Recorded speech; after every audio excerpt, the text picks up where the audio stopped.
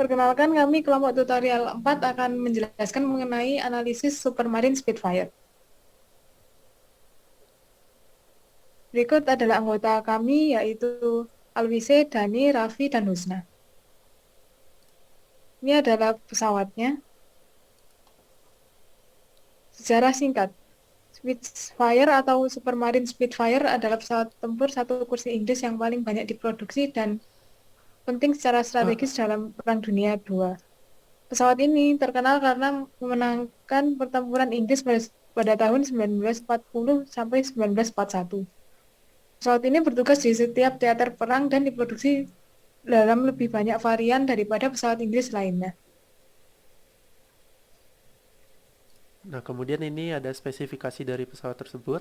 Wingspan sebesar 11,23 meter, wing area sebesar 22,5 meter kuadrat, kemudian MTU weight sebesar 2.251 kg, loaded weight sebesar 3.071 kg, kemudian power sebesar 1.470 horsepower pada ketinggian 11.000 feet, kemudian maksimum speed 371 mile per hour pada ketinggian 20.000 feet, dan wing loading sebesar 137 kg per meter kuadrat. Nah, kemudian ini ada fitur paling terkenal dari Spitfire, yaitu wingnya yang berbentuk elliptical. Wing dengan bentuk elliptical secara teori menghasilkan efisiensi maksimum dari semua bentuk wing akibat distribusi lift yang membentuk elips. Nah, efisiensi ini dapat diperoleh dari induced drag yang lebih kecil daripada bentuk yang lain.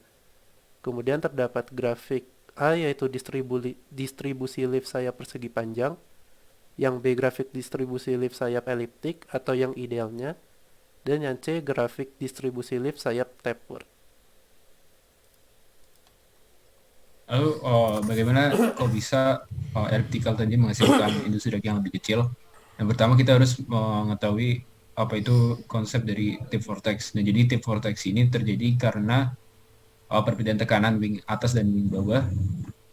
Karena wing di bawah itu tekanannya lebih besar daripada wing atas, jadi partikel-partikel yang ada di sayap bawah itu ingin pergi ke area dengan pressure yang lebih rendah, yaitu di sayap atasnya. Jadi akan bergerak dari bagian root wing atau bagian pangkal wingnya ke bagian tipnya atau ujungnya. Nah, ini akan membuat sebuah vortex yang seperti diperlihatkan di gambar. Nah, tip vortex ini akan menghasilkan efek bernama downwash. Ini efek yang menyebabkan efektif airflow-nya menabrak wing dengan sudut yang lebih rendah.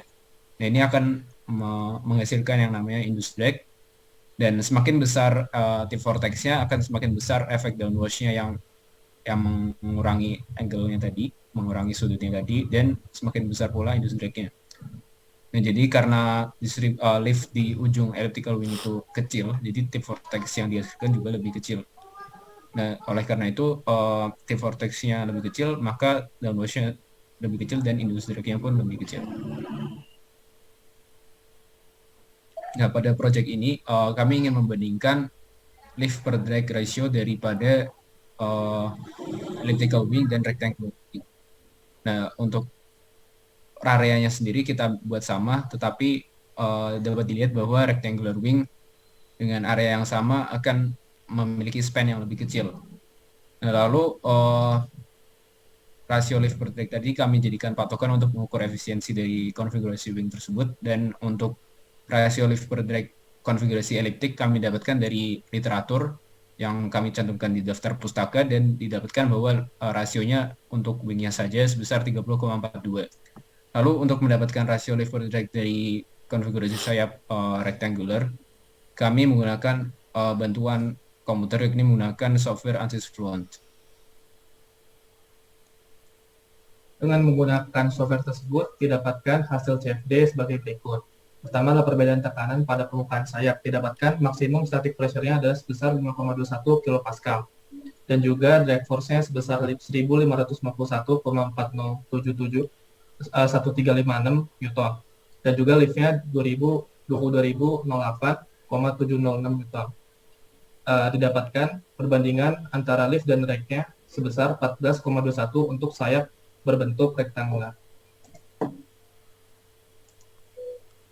Kesimpulan yang bisa kami dapatkan dari analisis ini adalah pada kondisi cruise, yaitu pada 4.572 meter dan kecepatannya 109 meter per second didapatkan, perbandingan antara lift per drag dari sayap elliptikal itu lebih besar dengan nilai 30,42 dibandingkan sayap yang rektangular, yaitu sebesar 14,21. Sehingga telah diverifikasi bahwa bentuk sayap elliptikal jauh lebih efisien daripada sayap rektangular. Berikut adalah daftar pustaka yang kami gunakan untuk analisis ini. Dan sekian presentasi dari kami. Kurang lebih mohon maaf. Wassalamualaikum warahmatullahi wabarakatuh.